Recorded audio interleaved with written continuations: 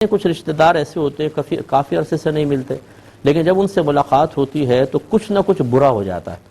جیسے مثال کے طور پر انہوں نے کہا کہ کوئی رشتہ دار تھے، بہت عرصے بعد ملے، جب وہ مل کر گئے تو ہماری بہن کا ایکسیڈنٹ ہو گیا، اس کا انتقال ہو گیا.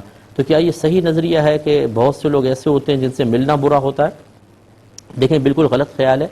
ہمارے مذہب اسلام میں کسی بھی شے میں از خود نحوست کا کوئی تصور نہیں.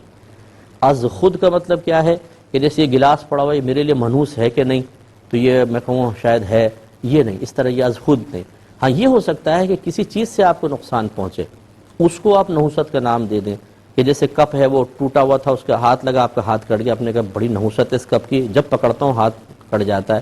تو یہ اب فی نفسی ایسا نہیں کہ کپ کو منحوست، وہ تو اس کا جو ٹکڑا کٹا ہوا تھا اس کی وجہ سے ہاتھ کٹا، اس کو آپ نے نحوست کا نام دے دیا، چل جائے گا. ایسی ایک آدمی جو آپ کو مسلسل تنگ کرتا ہے، برا بھلا کہتا ہے، اور وہ شرری قسم کا ہے، تو آپ نے کہا بڑا منحوس آدمی ہے، جب بھی یہ آتا ہے ہمیں تنگ کرتا ہے.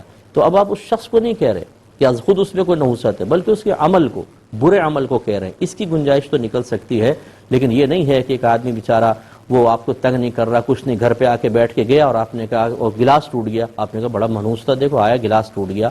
اس طرح کی نحوست کا کوئی تصور نہیں ہے. یہ کنیکشن ہم ملاتے ہیں آپس میں خود، بلکہ شیطان ملواتا ہے. بلکہ جو شیطان کے تابع ہوتے ہیں انسان، وہ بعض اوقات ہمارے ذہن میں ڈالتے ہیں کہ دیکھو یہ گیا ہے نا تو ایسا ہو گیا. یہ کیوں نہیں سوچتے کہ یار ہم میں شاید کوئی نحوست پیدا ہوئی ہے، پہلے تو گلاس نہیں ٹوٹا، لیکن ابھی گلاس ٹوٹ گیا، اس کا مطلب ہے کہ ہم میں کوئی نحوست پیدا ہوئی ہے جس کی وجہ سے گلاس ٹوٹا ہے. منحوس وہی ہوگا، ہم نہیں ہوں گے، کوئی گھر کا فرد نہیں ہوگا. یہ کیا بات ہے؟ یہ کنیکشن آپ ملا رہے ہیں. اب اگر بہن کا ایکسیڈنٹ ہوا، میں کہتا ہوں آپ لوگوں کی وجہ سے ہوا، آپ تھے سب گھر والے ایسے، تو پھر آپ کیا جواب دیں گے؟ تو یہ کوئی مطلب یہ کہ جو چیز شریعت سے ثابت نہ ہو، شریعت بلکہ اس کا انکار کرتی ہو، خواہ مخواہ اس میں کنیکشن ملا کر ایک چیز کو برا بھلا کہہ کر اس کے بارے میں بدگمانی پیدا کرنا، بلکہ دوسروں کے دل میں ڈالنا، یہ نہ تو دین کی خدمت ہے، نہ اسلام کی تعلیم کی روشنی میں کوئی نتیجے نکالنے کا ایک مثبت طریقہ ہے، بلکہ یہ گناہ گار کروا دے گا.